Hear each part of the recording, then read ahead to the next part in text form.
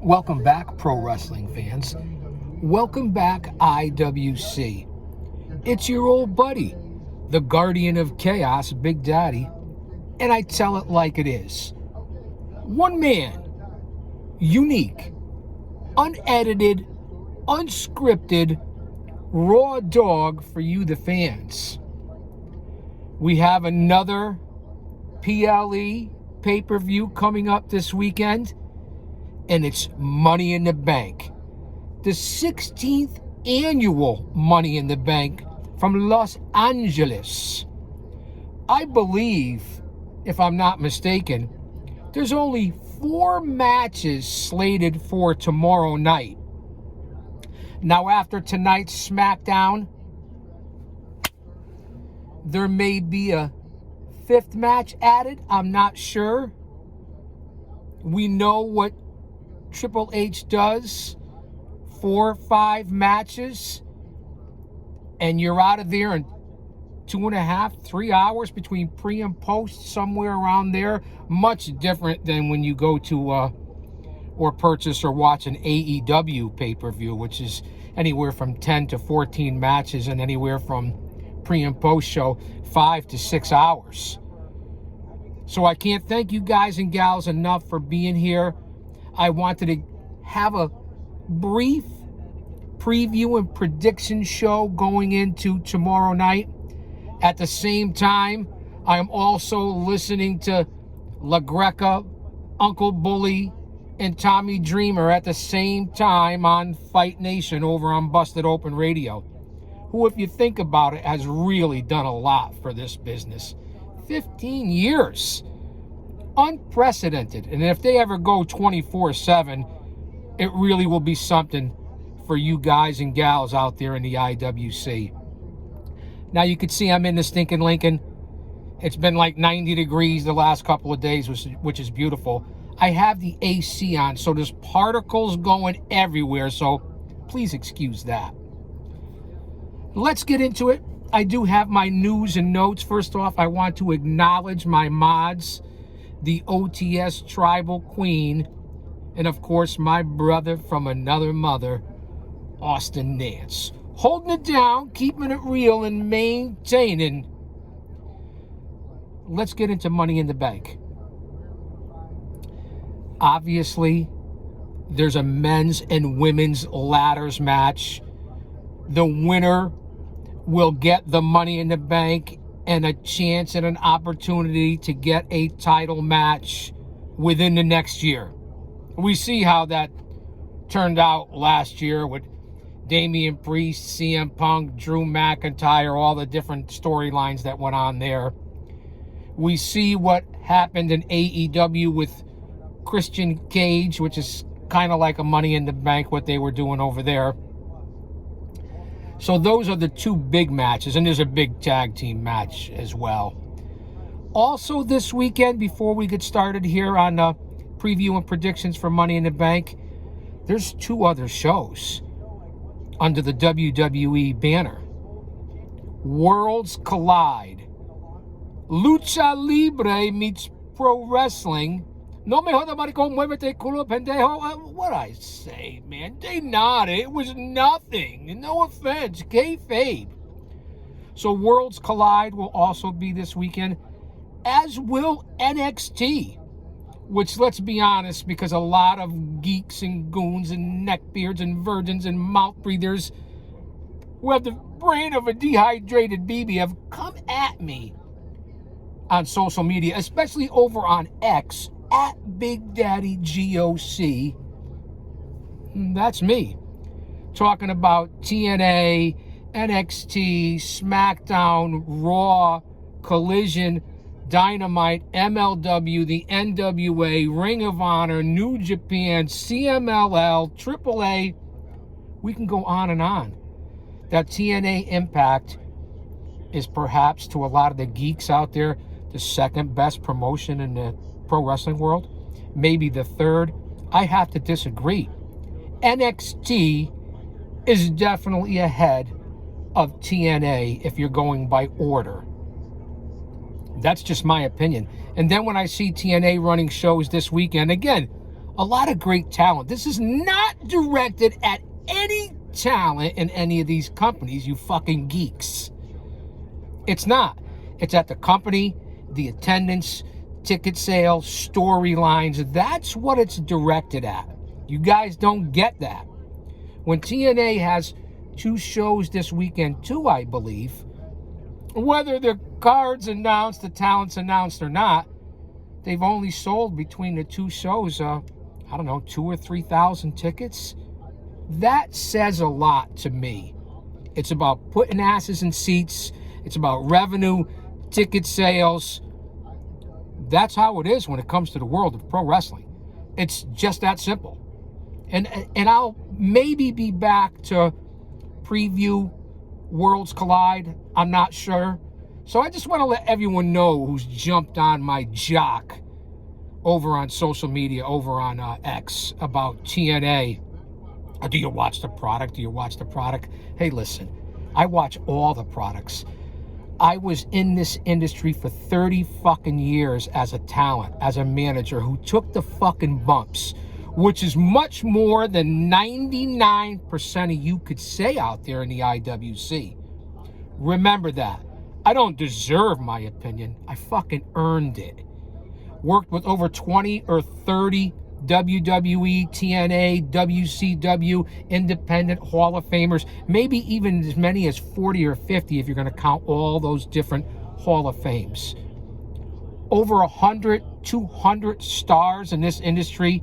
My 40-year journey, 50 plus years as a scout, an agent, a producer, a researcher, a historian, a fan, a smark, a mark!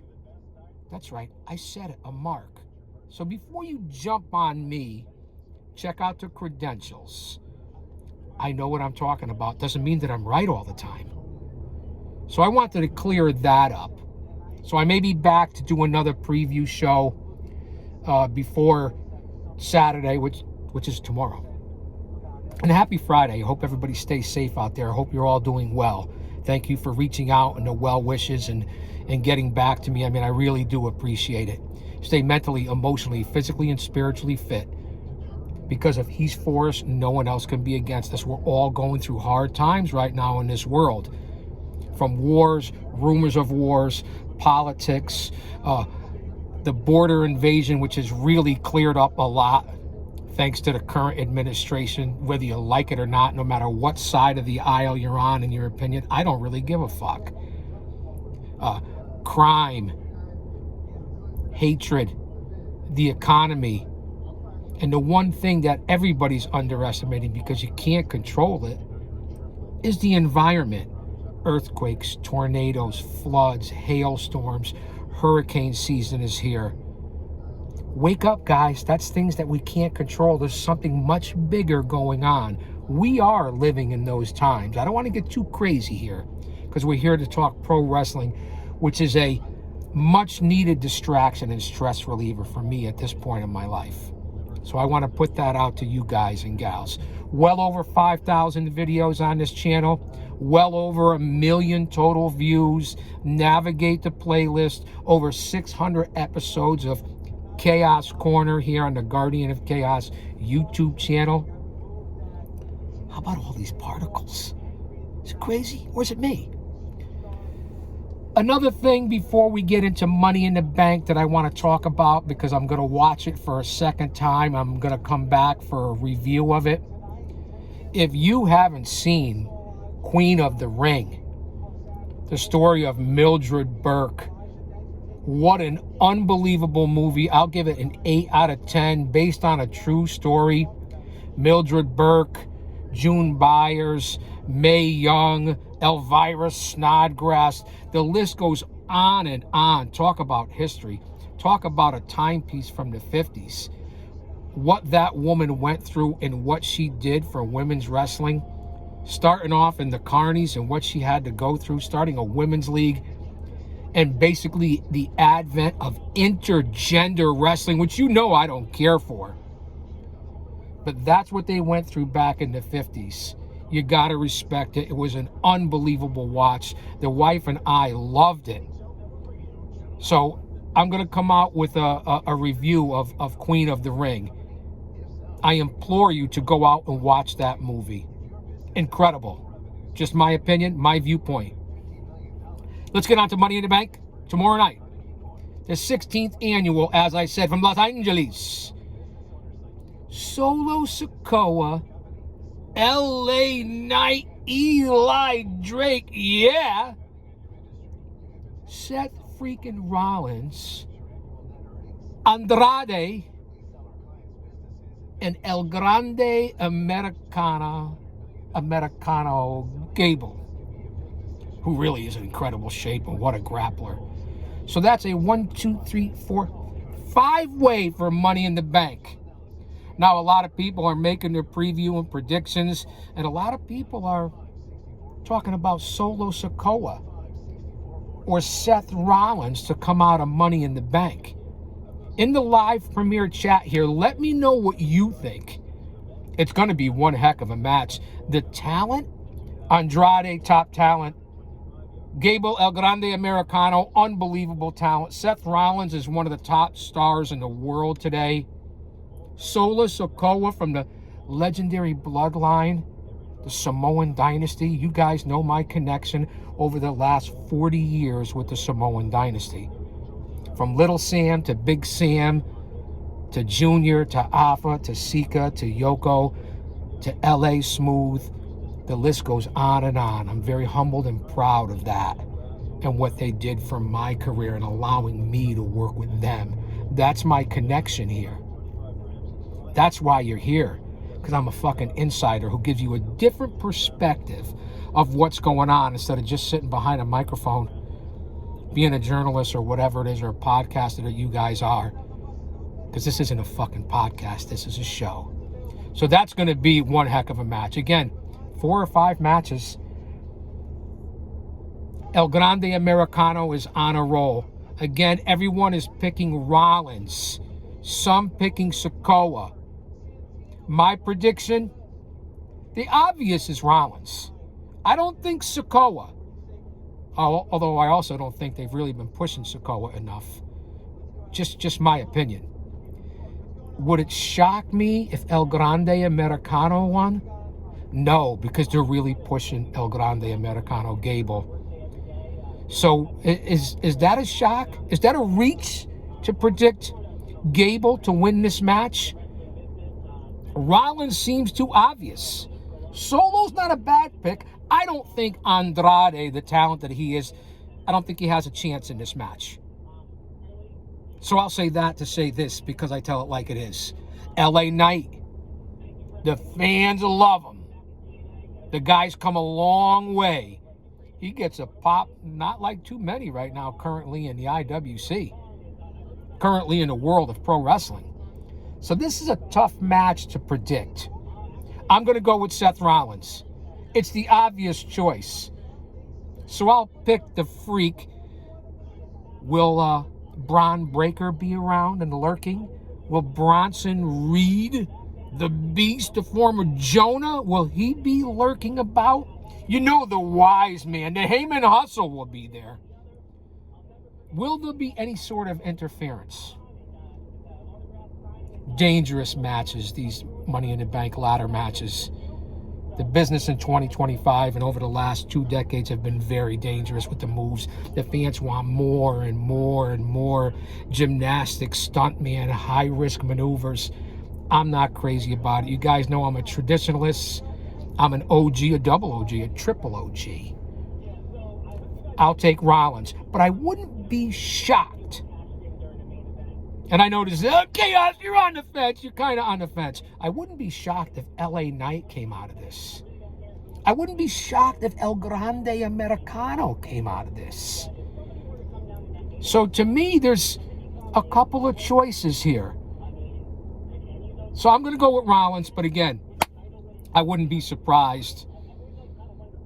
Gable, maybe even LA Knight. Boy, the air conditioner's throwing out some stuff here. Anyway, that's my prediction for the men's Money in the Bank. I don't see Solo Sikoa, though a lot of fans and prognosticators, with the brain of a turnbuckle out there, are saying Sokoa as well. I hope that helps you out. Then there's the women's Money in the Bank, and I think there's 6 women as opposed to 5 with the men. Let me go through my notes. You know I'm always prepared. Alexa Bliss, Roxanne Perez, the unbelievable #1 women's wrestler in the world, Rhea Ripley, Julia, Naomi, and the hottest woman in the world of pro wrestling right now, especially for you geeks out there, Stephanie Vacour, pushing her to the moon. Now, most of you guys out there who haven't gotten a sniff, touched a pair of tits, maybe had a date in your life, sitting in your basement eating Doritos. I don't know what you do. No offense, man. You guys watch this for the tits and ass, thongs, hoping to get a peek, the camera angles. I find that disrespectful. Yeah, they're easy on the eyes. Yeah, they're beautiful women. They're in great shape. I watch it for the storylines, the emotional investment, the physicality, their talent as athletes, women athletes. Can we show them a little more respect instead of right away, oh, look at that, look at this, I do this, I do this. You guys out there are fucking unbelievable, immature. How old are you guys? I get it. It's nice to look at a beautiful woman. Everybody does. Or if you're a woman, to look at a good-looking guy. I get that. But to watch it strictly for that, and the way you guys talk in these live chats, and when I go over to the #1 fucking podcast on YouTube, which is JD from Off the Script, whether he's with the Sala Monster, the Chi-Town Smark, all you guys talk about is their physical appearance. How about appreciating their physical ability, their athleticism? It really is disturbing and immature on your part. Go get a little lotion in the basket and pull out a sock and do something to relieve yourself. Do your wives and girlfriends and fiancés know how you talk like this? It's kind of disrespectful. Just my opinion. So Bliss, Perez, Ripley, Julia, Naomi, Vacour. Now, Rhea doesn't need to win this. So I'm going to take Rhea Ripley right out, although she's the obvious choice. I'm going to take Rhea Ripley out of this. The star power, the aura of that woman. To me, the #1 women's wrestler in the world. I'm a big fan of Rhea Ripley. Alexa Bliss, I could take her or leave her. Julia's just getting on the scene. She's a great talent. Not really super impressed. Naomi's been around forever. Respect her as a veteran. In-ring ability leaves a lot to be desired. Stephanie Vacour has been pushed to the moon. Multi-champion already in NXT. Came up to the roster. And why they had to lose to JC Jane, who the fuck knows about that? I don't know. I'm as confused as the baby at Hooters. I'm going to go with Stephanie Vacour. And I know that's a pretty easy pick because she's been on a roll. The hottest thing in women's wrestling right now is Stephanie. The Chilean, in fuego. So for the women's Money in the Bank, and again, they get the title match. They carry around a briefcase. Within the next year, they can cash it in. A lot of people are picking Naomi. Some people have said even Julia. Alexa Bliss, I don't see it. Roxanne Perez, everybody's high on her. A great talent. Young women, the future with Perez and Julia and Vacour is limitless. The sky's the limit. I'm going with Stephanie. Originally in a match like this, I would go with Rhea Ripley. And I wouldn't be surprised if she won, but she doesn't really need it, does she? She's already the biggest star in women's pro wrestling. So I'm going to take Stephanie Vacour for the women's Money in the Bank. Let me know what you think. And then in a big tag team match, where I didn't have this on my bingo card for 2025 in the WWE. John Cena sucks. John Cena sucks. Cena teams up with Logan Paul, who has more heat than anyone in pro wrestling. Say what you want about the guy, and I've been saying it on all my shows. The guy's an athlete. He gets heat. He's a natural, cocky, arrogant son of a bitch, but he can perform, and he's putting more time in the ring. This guy is a star and has star power, and nobody gets the heat that he does. I didn't see it between Paul and Cena. I got to be honest. So the undisputed champion, John Cena, who sold his soul to The Rock, who's nowhere to be found. The fuck was that all about? Cena and Logan Paul take on Cody Rhodes and main event Jey Uso. Yeet these nuts. And is anybody more over than Jey Uso? Whether it's merchandise, arena entrances, fan reaction to pop? Holy bejesus. Cody and Jey Uso against Cena and Logan Paul. How does the undisputed champion lose in a tag team match? Who's going to eat the pin? Logan Paul? You guys tell me what you think. That's going to be a heck of a tag team match. 4 incredible athletes. I'm going to go with Cena and Logan Paul in some sort of fuck finish. That's who I'm taking. I'm taking the heels over the baby faces. Again, Cody and Jey Uso, do they really need this victory in this tag team match moving forward with the storylines? Where are we going to go? I mean, I really don't know. It's a big tag team matchup. Stand with me. Don't go anywhere. The AC just shut off in the car. It's almost 90 degrees out at 11 o'clock, 11:30 noon time. So stick with me. I'm going with Cena and Logan Paul to beat Yeet in the American Nightmare. You guys let me know what you think. I'm sure this can go either way, just like all these matches. But that's why we're here for preview and predictions. I'm taking, again, I'm repeating. I pee and repeat. That's what I do here on Chaos Corner. So I'm going to take Cena and Logan Paul over Uso and Cody Rhodes. Although it's going to be a heck of a match. Who knows how long it'll go. Also, a match that I'm not really interested in.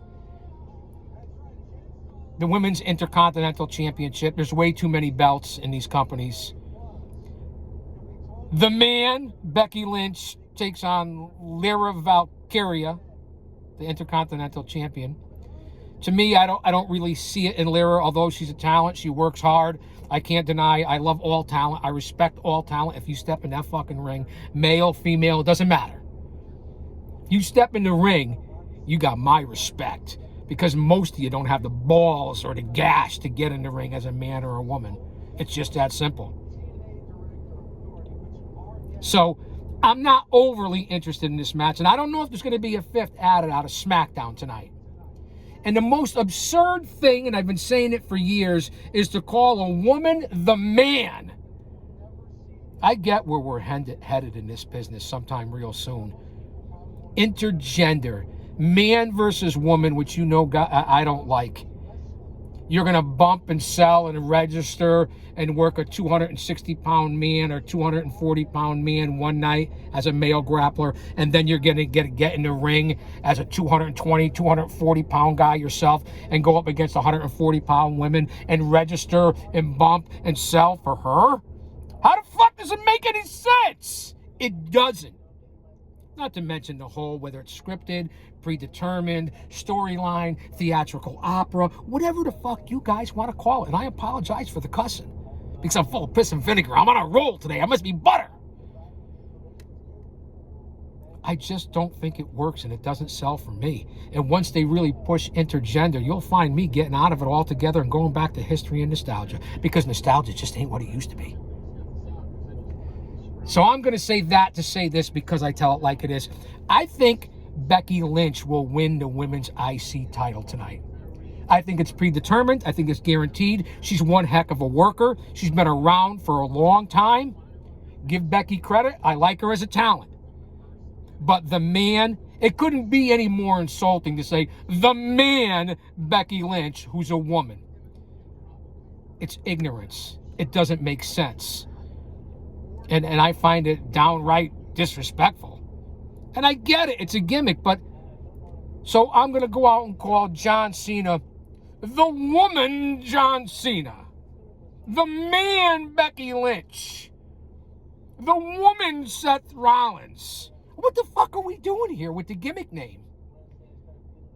The Man, don't like it, never did. Let me know what you think. I'm taking Becky Lynch over Valkyria, who I think's a little overrated, but has a high ceiling, and she's proved herself, just like all these talents. So there's my predictions for Money in the Bank from Los Angeles, the 16th annual, tomorrow night. On the cock. Well, no offense, man. Sokoa, LA Knight, Seth Rollins, Andrade, El Grande Americano Gable for the men's Money in the Bank. Bliss, Perez, Ripley, Julia, Naomi, and Vakor in the women's Money in the Bank. Cody Rhodes and Jey Uso against John Cena and Logan Paul in a special grudge tag team match. Valkyria defends the women's IC title against Becky Lynch. That's your lineup. And again, only 4 bouts. Still have a lot of talking going on, I'm sure. Maybe there's a 5th added. We'll see. But that's what I have now here at release time, press conference time. We are live to tape. Wait a minute. I'm live. But I'm taping this at the same time. Quite the kerfuffle. Fuck it. You guys get the idea. So that's what we have. And again, also this weekend, Worlds Collide, a heavy lucha show. I'm looking for that. NXT, which I follow, but I don't really watch. The big thing right now is Trick Williams, multi-champion, TNA, Impact, and the whole WWE merger. It is what it is. It's not a bad thing. It's great for the talent. It's great for the fans. The business is way oversaturated in 2025. You can watch pro wrestling almost 7 nights a week. So that's my preview and predictions for Money in the Bank. Thank you guys for being here. Much love and respect. I really mean it from the bottom of my heart. All the chicanery and chaos, pun intended, put aside. Thank you. Keep following. Keep watching. Drop an elbow on that like button when you're here. Leave a comment, because I ain't fucking going anywhere. And YouTube, this is for you, YouTube. That's for you. You still owe me over $1,000. I'm still in appeal. You still stepped on me. And I don't get it. But I'm not going anywhere. So again, going to take up a little time. Maybe we'll hop in on Fight Nation right now with LaGreca, Dreamer, and Bully Ray for a minute or two and see what's going on in the IWC. I like to hear from you fans. So stand by. Let's listen in for a minute. Got a few minutes. Always going to be in the back of your mind, which makes this situation even the more difficult. Yeah, in my 40s, I really questioned my physical ability. I had a lot of injuries. I have been pretty meticulous in the last, since COVID actually, so the last 5 years, getting my physical health back on track. And, I have great days. Not sure who they're interviewing and who they're talking to right now. And sometimes I have bad days. It's all based on inflammation. I do sit in and listen on Busted Open Radio on Fight Nation. But my source, my number one source, is JD from Off the Script and Don Tony, the Don Tony and Kevin Castle show. Rest in peace, Kev. We miss you and love you, brother. The Don Tony sit down on Sundays, Monday nights.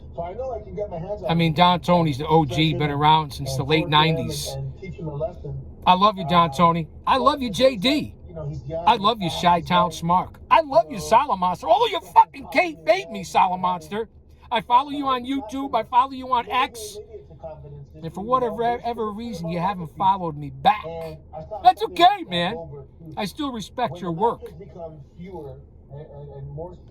And speaking of work, before I get out of here, we're coming up on 30 minutes. I keep singing this guy's praises. From the Pro Wrestling Wire, the former Pro Wrestling Zone, history, nostalgia researcher, the Professor Rick Del Santo. If you're not watching the interviews and the classics and the history and nostalgia from the Rick Del Santo show, the Rick Del Santo podcast, I don't know what the fuck you're doing. Everyone from the legend Tony Gurria, the former AWA star, the illustrious Johnny Stewart, The list goes on and on. Nobody sits down and conducts a better and more professional and riveting interview with an unbelievable listening conversations than the Professor Rick Del Santo. He's been in and around as a historian and researcher for perhaps 30 or 40 years, plus he's a super fan, and he's in the industry, and he's a broadcast journalist, and he really is knowledgeable, and he gets these stars and legends to open up about their careers. I respect Rick Del Santo. He's a close personal friend, and what he's doing for the talent, the legends, the stars in this business is second to none. He's greatly appreciated. So go out, the Rick Del Santo podcast on all social media platforms, Rick Del Santo on X, Twitter, on YouTube, and you will not regret it. And when I saw that, I was just like moved to tears a little bit, but also... Again, I'm not sure who they're talking to here as a talent, so I'm going to sign off, sign out. And again, Queen of the Ring. An awesome moment that didn't go... Unbelievable. I'll be back with a review of that. The Mildred Burke story. Boy, did that woman go through a lot. Talk about respect, history, nostalgia. The normal Santino and talking about some serious things, some emotional things. I'll say that to say this, because I tell it like it is. Austin, are you still here? Tribal Queen, I acknowledge you. Are you still here? Wait for it. Don't you dare miss it.